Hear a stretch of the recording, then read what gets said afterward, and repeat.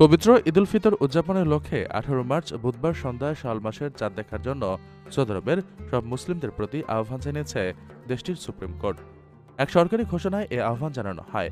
ঘোষণায় supreme court জানিয়েছে, খালি চোখে বা দূরবীনের সাহায্যে কেউ শাওয়াল মাসের নতুন চাঁদ দেখতে পেলে তাকে দ্রুত নিকটস্থ আদালতে গিয়ে নিজের সাক্ষ্য নিবন্ধন করতে হবে। চাঁদ দেখতে পাওয়া ব্যক্তি প্রয়োজনে স্থানীয় কোনো কেন্দ্রের সহায়তা নিয়েও আদালতের সাথে যোগাযোগ করতে পারবেন বলে সেখানে উল্লেখ করা হয়েছে।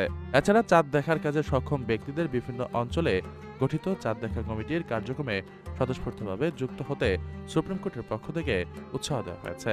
আদালত জানিয়েছে, নাগরিকদের এমন অংশগ্রহণ মুসলিম উম্মার বৃহত্তর কল্যাণে সহায়ক ভূমিকা পালন করে এবং শাওয়াল মাসের শুরুর দিনটি নির্ভুলভাবে নির্ধারণ করতে সাহায্য করে।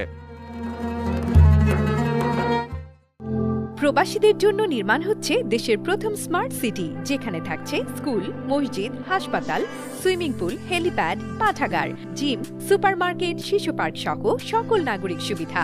মাত্র 30 লাখ টাকা বিনিয়োগে মিলছে আকর্ষণীয় ফ্ল্যাট।